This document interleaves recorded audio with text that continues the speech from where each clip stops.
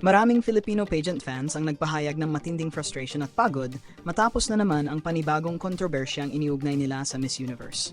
Sa loob ng ilang taon, ramdam ng marami na tila paulit-ulit na lamang nasasangkot ang Pilipinas sa mga issue na may kinalaman sa placement, scoring at online voting. Kadalasang inaalala ng fans ang nangyari noong 2012 kung saan marami ang nagbigay diin na standout ang Q&A performance ni Janine Tugonon. Ngunit hindi ito nagresulta sa panalo.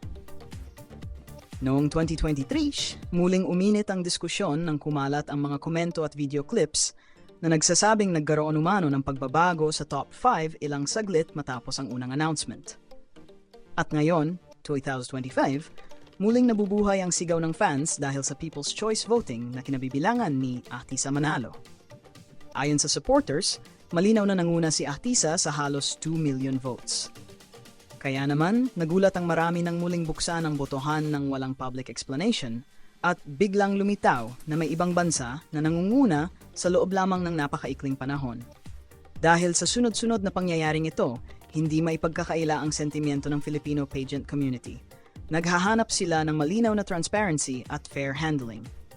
Hindi tungkol sa favoritism o pagiging bitter, kundi hinggil sa integridad ng kompetisyon na milyon-milyon ang sumusubaybay at sumusuporta taon-taon.